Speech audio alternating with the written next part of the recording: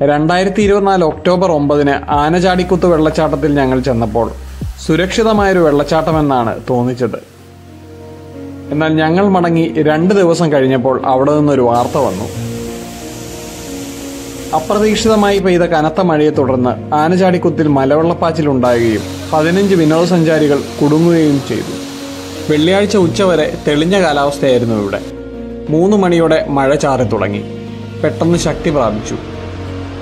വെള്ളച്ചാട്ടം സ്ഥിതി ചെയ്യുന്ന വെള്ളാരം തോട്ടിൽ ജലപ്രവാഹം അതിശക്തമാകുകയും ചെയ്തു. കണ്ണടച്ചു തുറക്കുമ്പോൾ ഉഗ്രരൂപികളാകുന്ന തോടും പുഴയുമാണ് മലയോര മേഖലയിലുള്ളതെന്ന് മനസ്സിലാക്കി വേണം നാം ഇത്തരം സ്ഥലങ്ങളിലേക്ക് യാത്ര ചെയ്യാൻ. ഒക്ടോബർ 9 ഞങ്ങൾ പോയ ആനചാടിക്കുത്തിന്റെ വീഡിയോ കാണുമ്പോൾ ഒരിക്കലും ഇങ്ങനെയൊരു രൂപമാറ്റം ആരും പ്രതീക്ഷിക്കില്ല. തൊടുപുഴ ടൗണിൽ നിന്ന് 20 കിലോമീറ്റർ സഞ്ചരിച്ചാൽ ആനചാടിക്കുത്തിലെത്താം. തൊമ്മൻകുത്ത് വെള്ളച്ചാട്ടത്തിന്റെ തുടർച്ചയായി വരുന്ന ഈ തോട് വണ്ണപ്പുറം എന്ന സ്ഥലത്താണ് സ്ഥിതി ചെയ്യുന്നത്. വെള്ളച്ചാട്ടത്തിന്റെ മുകൾ ഭാഗത്തും താഴ്ഭാഗത്തും വാഹനത്തിൽ എത്തിച്ചേരാം. താഴെ റബ്ബർ തോട്ടങ്ങൾക്കിടയിലൂടെ നടന്ന് പാറക്കെട്ടിലൂടെ കയറിയാണ് ഞങ്ങൾ ഇവിടെ എത്തിയത്.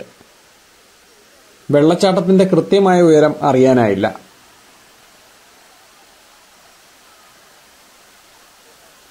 വെള്ളം വന്നു പതിക്കുന്നയിടത്ത് ഒരാൾ പൊക്കം പോലുമില്ലാത്ത ഒരു വിശാലമായ കുളമുണ്ട്. കുട്ടികൾക്ക് പോലും നീന്തി തുടിക്കാവുന്ന ഈയൊരു കുളത്തിൽ കുളിക്കാൻ ധാരാളം ആളുകൾ എത്തിച്ചേരുന്നു. ഇടദിവസമായ ഇന്ന് പോലും ധാരാളം സഞ്ചാരികൾ ഇവിടെ എത്തിയിട്ടുണ്ട്. ശനി, ഞായർ, മറ്റ് അവധി ദിവസങ്ങളിൽ പ്രദേശം ജനസാഗരമാകും. ഡ്രസ് ചേഞ്ചിങ് റൂമും ക്ലോക്ക് റൂമുകളും മറ്റുമായി സമീപത്തെ വീട്ടുകാർ ഇവിടുത്തെ ടൂറിസം സാധ്യതകൾ ഉപയോഗിച്ചു വരുന്നു. ഹോട്ടലുകളും സ്നാക്സ് ബാറുകളും പേ ആൻഡ് പാർക്കുകളും പ്രദേശത്തെ ജനങ്ങളുടെ പ്രധാന വരുമാന മാർഗമാണിപ്പോൾ.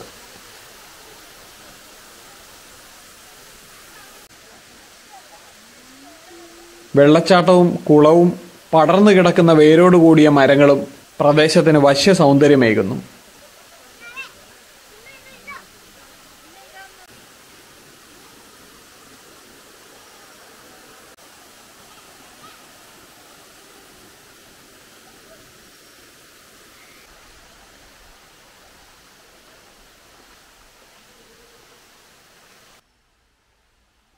പടിക്കെട്ടുകൾ കയറി വെള്ളച്ചാട്ടത്തിന്റെ മുകളിൽ ചെന്നാൽ വിശാലമായ കാഴ്ചയാണുള്ളത്.